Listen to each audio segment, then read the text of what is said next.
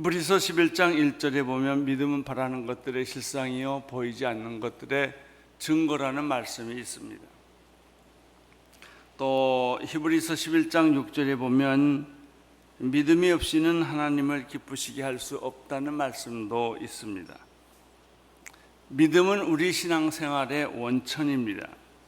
이것은 하나님이 우리에게 베풀어 주시는 은혜이기도 합니다. 믿음이 없으면 희망도 없고 미래도 없습니다. 오늘 말씀은 두 가지인데, 더러운 귀신 들린 어린 딸을 가지고 있는 스로베니게라는 이름을 가진 여자와 또 한 사람은 말 못하고 또 듣지 못하는 이런 이중고를 가진 한 사람의 이야기입니다. 이 사람이 예수를 만나서 은혜 받은 이야기를 소개하고 있습니다. 먼저 스로보니게 여인에 관한 얘기를 성경을 보면서 듣도록 하겠습니다. 24절 같이 읽겠습니다. 시작. 예수께서 그것을 떠나 두로와 시돈 지방으로 가셨습니다. 어떤 집에 들어가 아무도 모르게 계시려 했지만 그 사실을 숨길 수가 없었습니다. 어떤 집에 가서 모르게 계시려고 했다는 얘기는 예수님이 휴가를 가시려고 좀 혼자 있고 싶어서 북쪽으로 가셨다는 얘기입니다. 그러나 예수님은 더 이상 숨을 곳이 없었습니다. 두로와 시돈은 북쪽에 있는 곳인데 거기까지 이미 소문이 다 퍼져서 예수님이 거기 가도 쉴 곳도 숨을 곳도 없었습니다. 아마 이때쯤 해서 예수님이 육신적으로 많이 피곤하시지 않았나 생각을 합니다. 귀신 들린 어린 딸을 데리고 있는 한 여인이 예수께 찾아왔습니다. 모든 사역자들은요, 피곤하고 힘들면 사람이 오면 안 만나려고 합니다. 내가 지쳤으니까, 내가 힘이 드니까 좀 내일 왔으면 좋겠다, 다음에 왔으면 좋겠다. 그런데 예수님은 거절하지 않고 이 여인을 맞아들이십니다.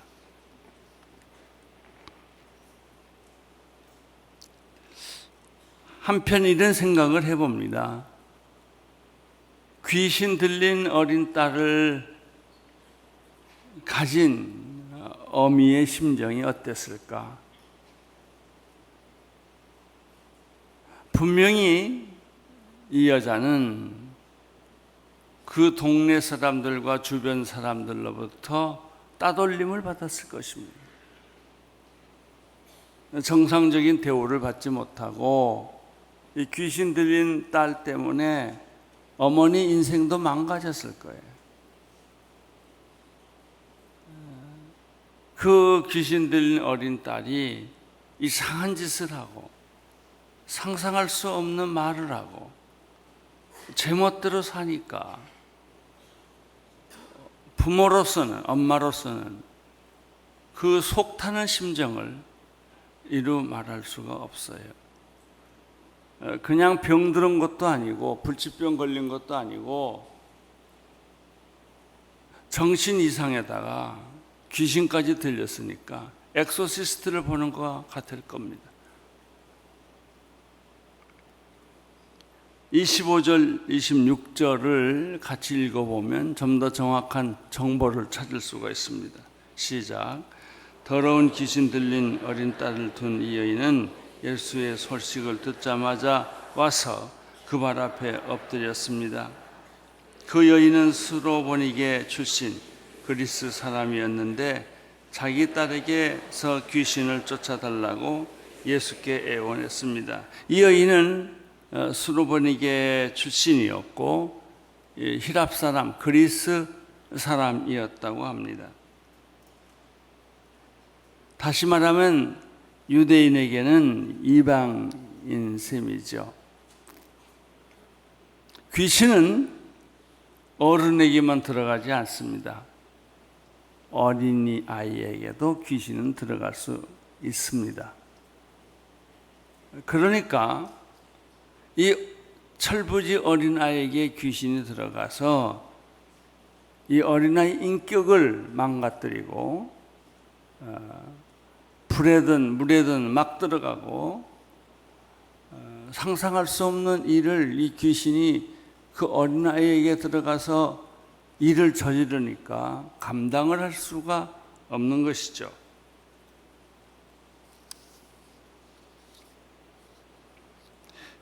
귀신 들린 딸을 가진 어머니는 아침에 눈 떠서 잠잘 때까지 한순간이라도 눈을 뗄 수가 없는 거예요. 화장을 제대로 했겠습니까? 세수를 제대로 했겠습니까? 밥을 제대로 먹었겠습니까? 괴로웠을 것입니다. 그래서 이 여자는 누군가 귀신을 쫓아낸다고 한다면 어디라도 쫓아가서 이 불쌍한 자기 딸을 자유롭게 해주고 싶었을 거예요.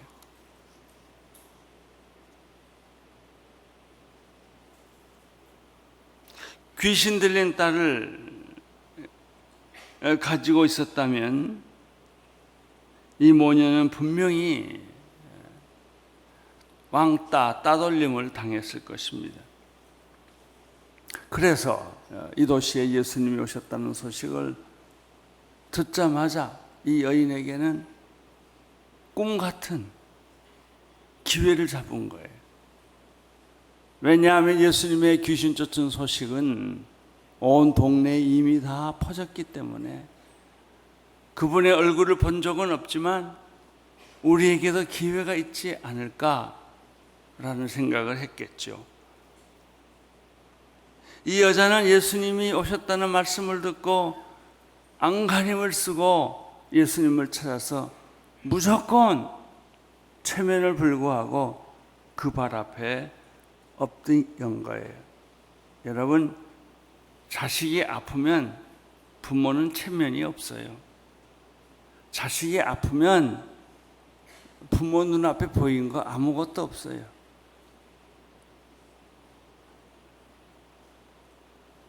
여자는 죽을 만큼 간절했을 거예요.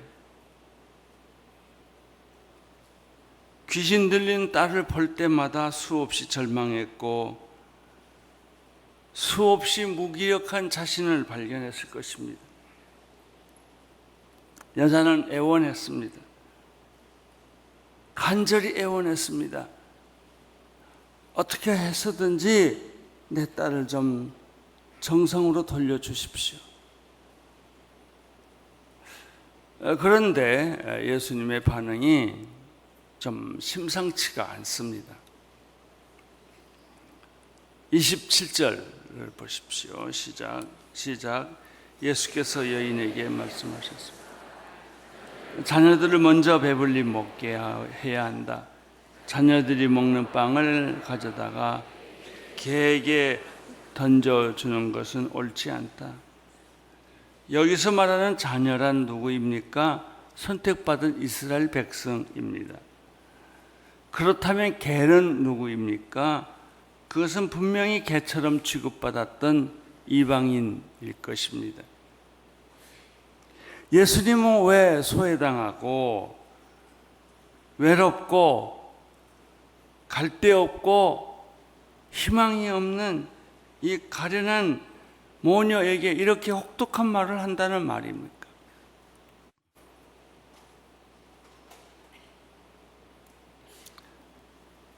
얼른 읽으면 이해가 잘 안 갑니다. 예수님이 조금 지나친 말씀을 한 것이 아닐까. 상처를 주는 말이 아닐까. 그런데 24절을 보면 그 여인이 대답을 하는데 이 대답 속에서 예수님의 그 의도를 읽을 수가 있어요. 그래서 이 대답을 하셨군. 이렇게 질문하셨구나. 대답하셨구나. 28절 시작. 여인이 대답했습니다. 그렇습니다. 주여, 하지만 개들도 식탁 밑에서 자녀들이 떨어뜨리는 부스러기를 주워 먹습니다. 의외의 대답이 나왔어요. 이 여자가 화내야 마땅하지 않습니까? 이 여자가 소리 지르고 뒤돌아서 가야 맞지 않겠습니까? 근데 그러기에는 이 여자의 심정이 너무나 절실했던 거예요.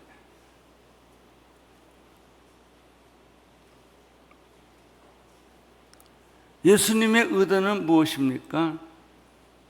이 여자의 마음을 자극한 거예요. 이런 대답이 나오도록. 참 믿음이 무엇인지 이 여인이 스스로 고백할 수 있도록, 이 믿음이 있어야 내가 그렇게 원하던 내 딸 안에서 귀신이 나갈 수 있기 때문에 먼저 예수님은 이 여인에게 믿음을 갖도록 자극을 하신 거예요.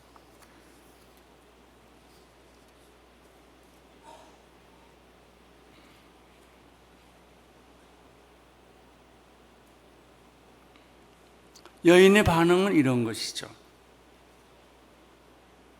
자존심 상할 말을 하셨는데도 첫째, 여자는 그런 문제를 중요하게 생각하지 않았다는 거예요.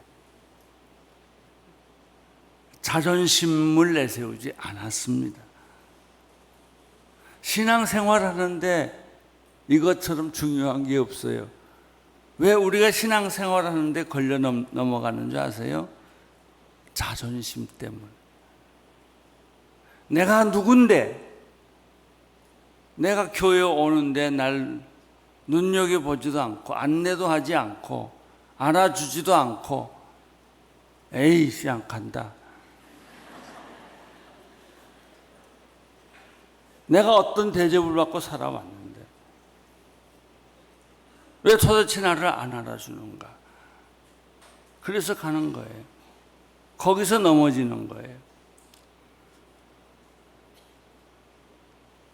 이 여인은 그 생각을 안 했어요. 나는 여러분이 자존심이라고 하는 걸림돌에 넘어지지 않게 되기를 바랍니다. 두 번째, 이 여자는 상처받지 않았다는 거예요. 얼마나 많은 사람들이 교회 안에서 상처를 받습니까? 상처 때문에 신앙도 피투성이에요. 그냥 상처는 안 받으면 되는 걸. 상처를 주면 그렇게 잘 받아요. 아멘, 아멘 하고 상처 다 받아. 누가 상처를 주면 노 땡큐 그래야죠. 안 받아야죠. 나하고 상관없다고. 특별히 자기의 인격과 자기 개인에 대한 요구를 하면 못 견뎌요.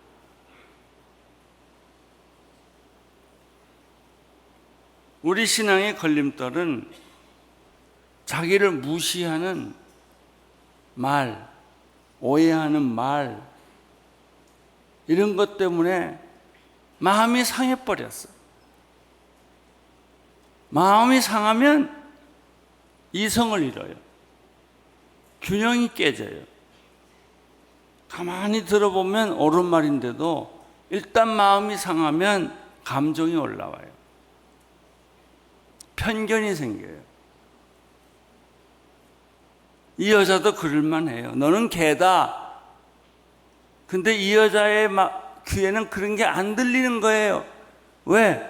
자기 딸이 귀신 들려서 매일 밤 매일 고생하는 걸 보면서 그런 소리도 안 들리는 거예요. 세 번째, 이 여자는 놀랍게도 예수님이 주님이라는 것을 알았습니다. 그래서 이 여자가 이렇게 대답합니다. 주여, 주인의 상에서 떨어지는 부스러기라도 개들이 먹습니다. 이렇게 대답합니다.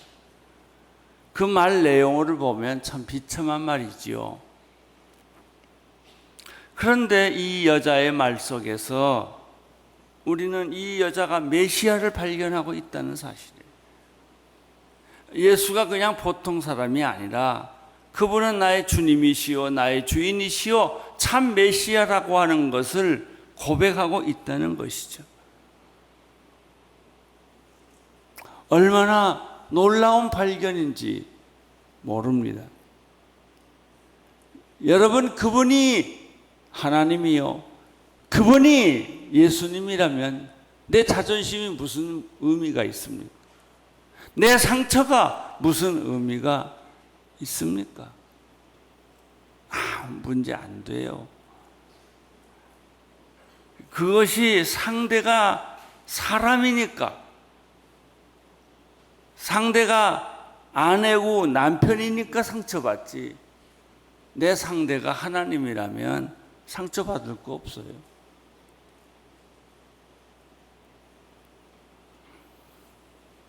넷째, 이 여인에게서 발견하는 것이 있어요. 부스러기 믿음이에요. 다 안 줘도 좋아요.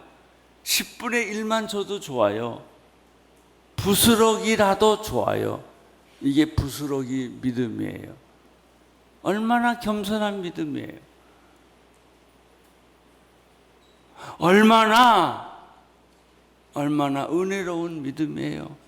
부스러기라도 좋습니다.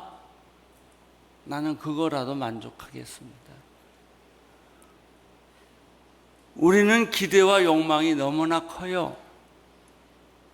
그것은 무엇을 뜻해요? 내가 굉장히 위대한 사람이기 때문에 적어도 나한테는 이렇게 큰 거 줘야 되지 않느냐라는 생각이 깔려 있는 거예요. 그러나 겸허한 사람은 주님, 내 집에까지 굳이 올 필요가 없습니다. 말씀만 하십시오. 그러면 내 하인이 나을 겁니다. 이게 부스러기 신앙이에요.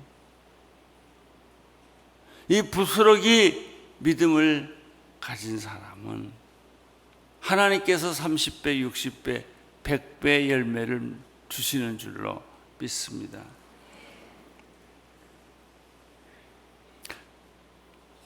믿음이란 무엇입니까? 자신이 아무것도 아니고 아무것도 할 수 없는 존재라는 것을 깨닫게 되는 것입니다. 자신을 내세우는 것은 믿음이 아닙니다.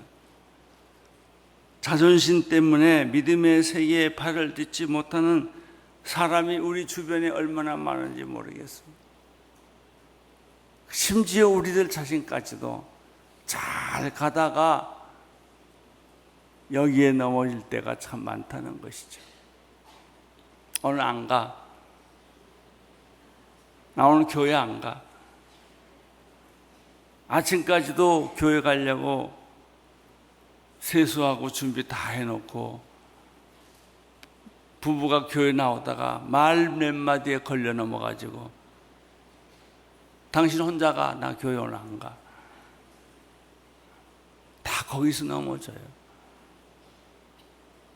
뭐가 그렇게 중요해요?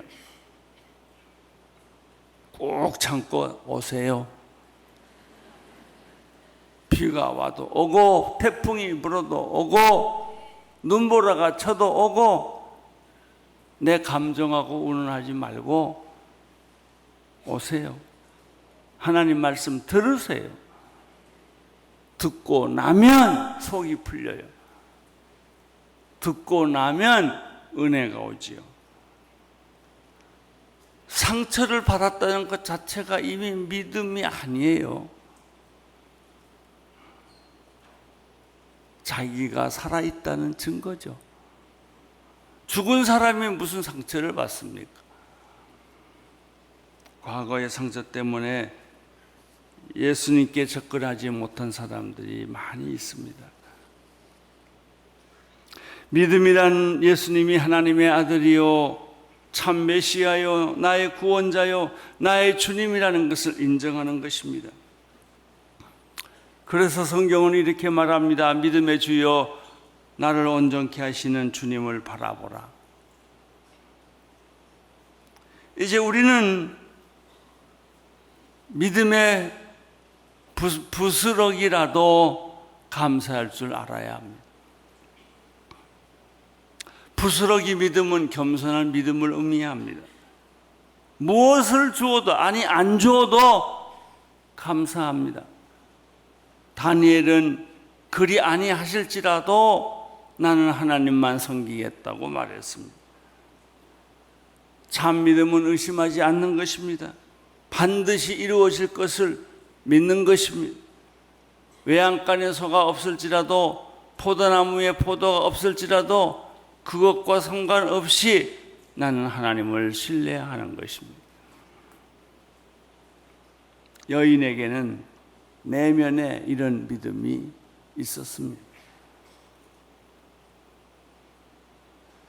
근데 오늘 이 여인에게서 가장 중요한 말씀은 29절에 있어요. 29절, 30절. 읽어보세요. 그러자 예수께서 말씀하셨습니다. 내가 그렇게, 자, 언더라인 하나 쳐주세요. 내가 그렇게 말했으니 어서 가보아라. 귀신이 내 딸에게서 나갔다. 여인이 집에 돌아가 보니 귀신은 떠나가고 딸아이가 침대에 누워있더라. 아주 재밌는 말이에요. 아주 놀랍고 신기한 말이에요. 예수님이 이렇게 대답했어요. 내가 그렇게 뭐 했으니? 말했으니 내가 그렇게 말한 말 속에 내 딸의 귀신이 나갈 능력이 이미 있었다는 거예요. 예수님이 귀신아 나가라 안 그러셨어요. 이 여자가 믿음이 생겨서 그렇게 말했어요. 주여 부스러기라도 좋으니 이걸 주십시오. 이렇게 말을 했단 말이죠. 그 말 속에 믿음이 이미 들어온 거예요. 믿음이 들어오니까 귀신이 나가버린 거예요. 말이 얼마나 중요한지 아시겠어요? 여러분 말 함부로 하지 마세요. 말대로 돼요. 내 생각에서는 아무리 복잡한 생각, 그런 생각을 한다 할지라도 일단 입으로 나올 때는 아멘, 믿습니다. 이런 믿음의 말을 해야 돼요. 오늘 주님이 하시는 말씀이 네 말 속에 응답이 있다 이거예요. 그런데 왜 이 비밀을 모를까요, 사람들은? 그리고 이상한 말들을 하고 부정적인 말을 하고 비판하는 말을 하고 의심하는 말을 수없이 쏟아내는 거예요. 여러분 오늘 하루 사는 동안 잠깐이라도 연습해 보세요. 속에서 부정적인 말이 막 나오려고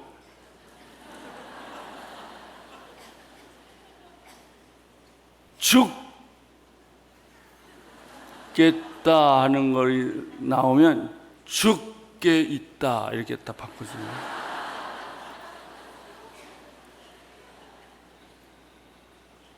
말을 바꾸세요.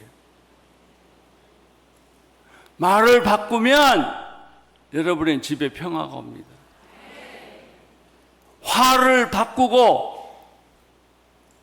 평화스러운 말을 하면 분노를 바꾸고 화해의 말을 하면 화해가 옵니다. 아주 간단한 해답을 우리가 그동안에 놓치고 살았죠. 여러분, 이 말은 점점점 더 나쁜 말을 하면 화를 돋구어요. 좋은 말을 하면 좋은 결과를 돋구는 것입니다.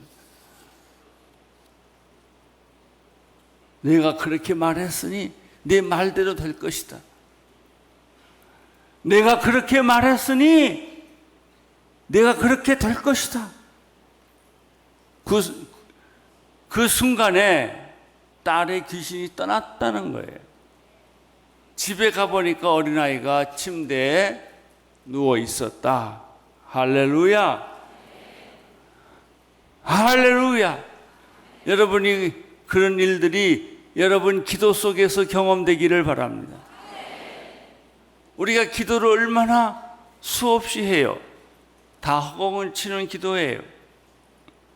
그러나 어느 날 기도할 때 눈물이 나고 가슴이 촉촉이 젖으면서 그 내 말 속에, 기도 속에 어느 날은 허공을 치는 기도요, 어느 날은 아무 의미 없는 기도를 하다가 어떤 때는 말 몇 마디 안 했지만 그 기도 속에 눈물이 있고 참회가 있고 믿음이 생기는 기도를 해요. 그러면 그거는 그대로 능력으로 나타나는 거예요.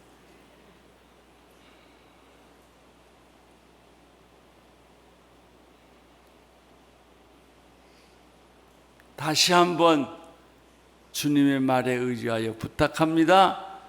부정적인 말은 오늘 이후로 일생 동안 하지 마세요.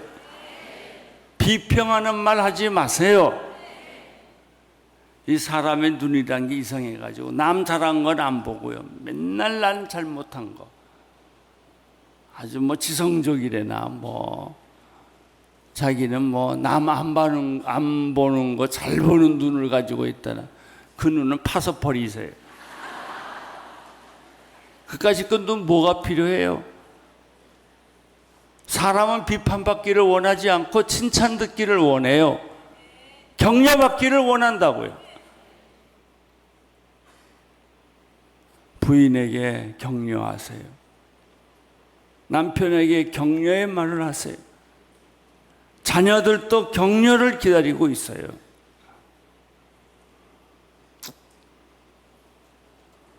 시돈과 두로를 떠나서 데가볼리를 지나서 다시 갈릴리 바다로 왔습니다. 7장 31절 32절을 보겠습니다. 시작. 그 후 예수께서 다시 두로와 시돈 해안으로 떠나 데가볼리 지나방을 거쳐 갈릴리 호수로 가셨습니다. 그곳에서 어떤 사람들이 듣지 못하고 말도 못하는 사람을 예수께 데려와 안수해 달라고 간청했습니다. 여기서 중요한 것은 듣지 못하고 말도 못해요. 잘 들으세요. 듣지 못하고 말도 못해요. 이 사람이 할 수 있는 것은 오직 두 가지. 보는 거하고 느끼는 거예요. 그러니까 이 남자는 눈치가 빨라요. 그리고 오해도 많아요. 수치감도 많아요. 우선 말을 못하니까. 자기가 뭘 느꼈어도 말을 못해요. 듣지 못하니까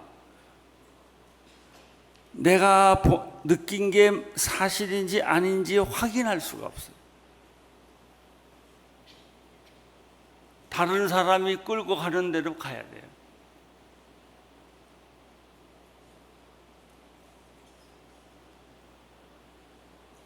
예수님은 피곤했지만 이 사람을 거절하지 않았어요.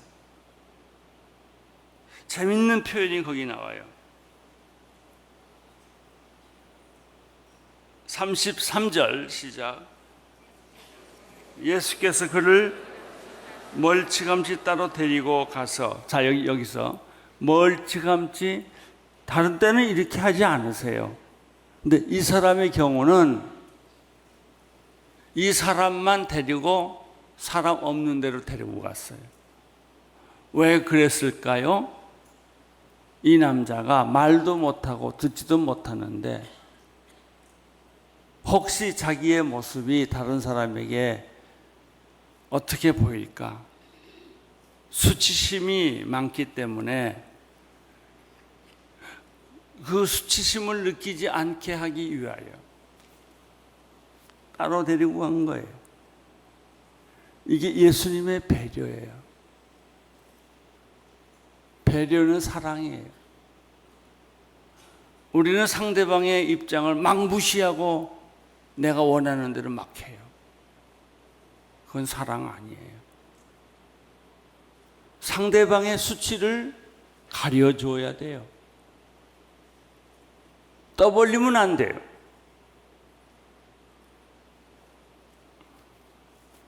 따로 데리고 가서 어떻게 하셨어요? 그의 귀 속에 손가락을 넣었어요. 이상하지 않아요?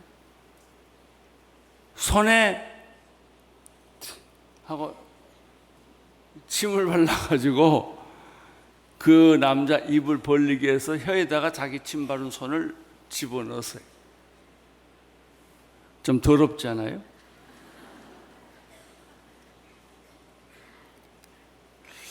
왜 예수님이 하시지 않았던 이상한 행동을 하실까? 이게 해석이 안 되니까 이게 그 당시 신화다, 그 당시의 문화다 이런 얘기들을 하는데 아니에요. 그거 아니에요. 가만 본문을 놓고 보면 간단한 얘기예요.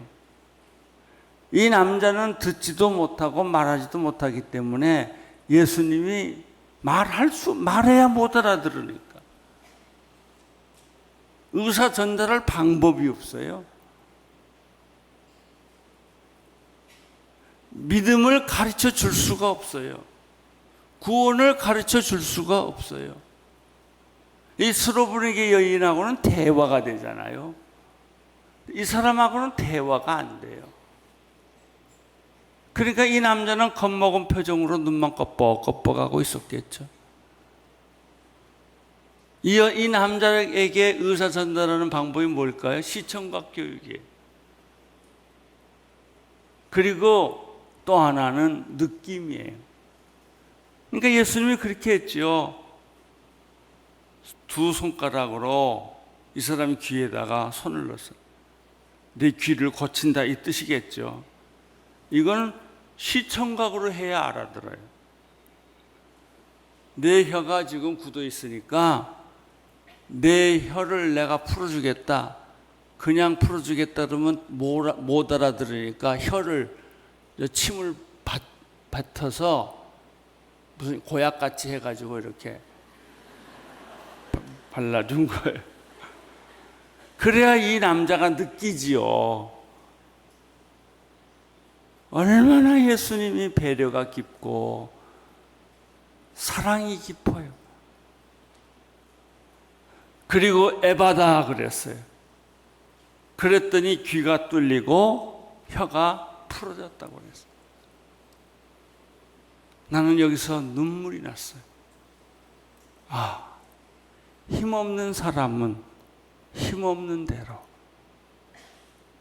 불가능한 사람은 불가능한 대로 예수님이 이렇게 점잖지 않는 방법으로 쇼를 하면서 병을 고쳐 주시는구나.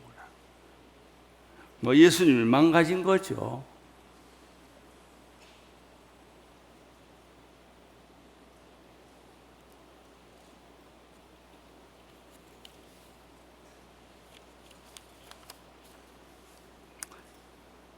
(34절을) 보십시오. 시작. 그리고 예수께서 하늘을 쳐다보며 깊은 숨을 크게 한 번 쉬고 그에게 에바다라고 말씀하셨습니다. 이 말은 열려라 라는 뜻입니다. 그러자마자 그 사람은 귀가 뚫리고 혀가 풀리더니 제대로 말하기 시작을 했습니다. 거기까지. 이 남자하고는 말이 안 통해요. 그 남자는 말할 수도 없어요. 시청각 교육밖에 없어요. 그러니까 예수님이 하늘을 우러러 이렇게 고개를 들어 기도했어요. 그냥 보통 기도해도 되는데 지금 예수님이 하나님을 향해 기도하고 있구나라는 것을 느끼게 만드시는 거예요. 그리고 깊은 한숨을 내셨어요. 이거는 그 남자를 향하는 깊은 한숨, 사랑, 탄식 이런 거예요. 이 감정을 느끼게 만드는 거예요. 그리고 에바다 열려라. 그랬더니 귀가 열리고 혀가 풀어졌어요. 아멘. 우리 주님은 이렇게 우리에게 가까이 오십니다. 어떤 불가능한 상황 속에서도 뚫고 들어오십니다. 안심하십시오. 주님은 여러분 곁에 계십니다. 우리 하나님께 감사의 박수 올려드립니다.